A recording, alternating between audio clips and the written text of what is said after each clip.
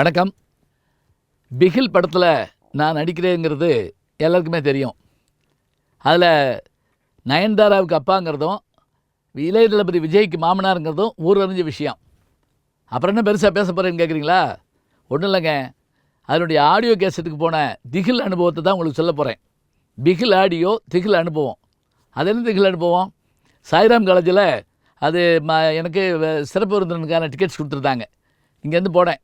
நான் என்ன நினச்சிட்டு போன உடனே அப்படி காரில் போனோடனே அப்படி வரவேற்று உள்ளே கூட்டு போவாங்கன்னு.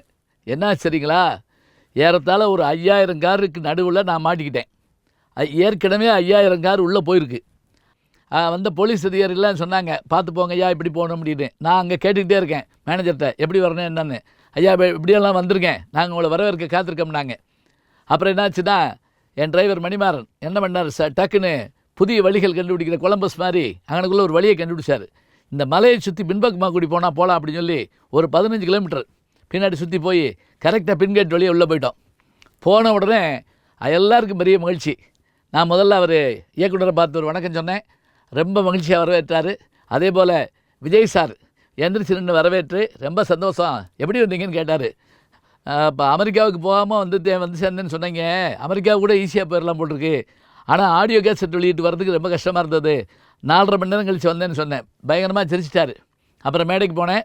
மேடையில் கேள்வி கேட்டாங்க, பதில் சொன்னேன், எல்லாம் நடந்தது. அதில் எனக்கு ரொம்ப பிடிச்சிருந்தது என்ன தெரியுங்களா?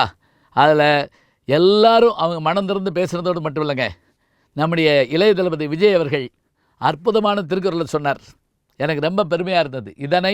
இதனால் இவன் முடிக்கும் என்றாய்ந்து அதனை அவன்கண் விடல் அப்படிங்கிற அந்த மேனேஜ்மெண்ட் ஸ்டடீஸ்க்கான திருக்குறளை அவர் சொன்னதோடு மட்டும் இல்லாமல் அதுக்கு அழகாக விளக்கம் சொல்லி அருமையான ஒரு நகைச்சுவை கதையும் சொன்னார்.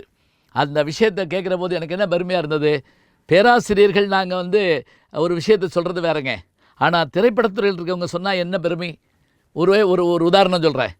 1001 படம் வந்தது, பழைய படம், எம்ஜிஆர் படம். அந்த படத்தோட வசனகர்த்தா யாருன்னு கேட்டால் ஆர்கே சண்முகம், பந்துலு அவர்கள் டைரக்டர். அதில் அவர் வசனம் எழுதிட்டு படப்பிடிப்பு நடந்துட்டு போய் எம்ஜிஆர்ட்டு போய் ஒரு நாள் சொன்னாராம், இந்த வசனத்தை மட்டும் நீங்கள் கொஞ்சம் டைட் க்ளோஸ்அப்பில் பேசணும் அப்படின்னாராம். எம்ஜிஆர் சிரிச்சிட்டாராம், நீங்கள் வசனகர்த்தா, உங்களுக்கு இதனுடைய டெக்னிக்கல் தொழில்நுட்பம்லாம் தெரியுமா அப்படின்னாராம். இல்லை, தயவு செஞ்சு இதை நீங்கள் பேசணும் அப்படின்னாராம். சரி நான் பேசிடுவோம். அதே மாதிரி கேமராமேனை கூப்பிட்டு அவர் சொன்ன மாதிரி ஷாட் வைங்க அப்படின்னோடனே சரின்னு அது வச்சாச்சு. அது என்ன வசனம் தெரியுங்களா? அதில் வில்லன் ஆர்எஸ் மனோகர், கதாநாயகன் எம்ஜிஆர். அப்போ ஆர்எஸ் மனோகர் சொல்லுவார், என் அதிகாரத்தை பற்றி உனக்கு தெரியுமா அப்படின்னு கேட்பார் எம்ஜிஆர்கிட்ட. உடனே எம்ஜிஆர் சிரிச்சுக்கிட்டே, உன் அதிகாரம் என்ன, சிலப்பதிகாரமா, காலங்காலமாய் நிற்பதற்கு அப்படிம்பார். இது தேட்டரில் வந்த போதுங்க, உண்மையே சொல்லப்போனால் அப்படி ஒரு கைதட்டல், எந்திரிச்சின்னு கைதட்டினாங்க.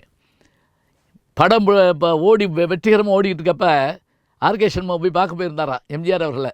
சொன்னாராம், ஐயா நான் சொன்னதை நீங்கள் உடனே ஏற்றுக்கிட்டீங்க, அதனால் என்ன லாபம் தெரியுங்களா? சிலப்பதிகாரம் என்கின்ற ஒரு நூல் 50 ஒன்று, அது இருக்கிறதுங்கிற விஷயத்த பள்ளிக்கூடத்தில், கல்லூரியில், பல்கலைக்கழகத்தில் சொல்லிக் கொடுப்போம், அதெல்லாம் படிக்க வர்றவங்களுக்கு.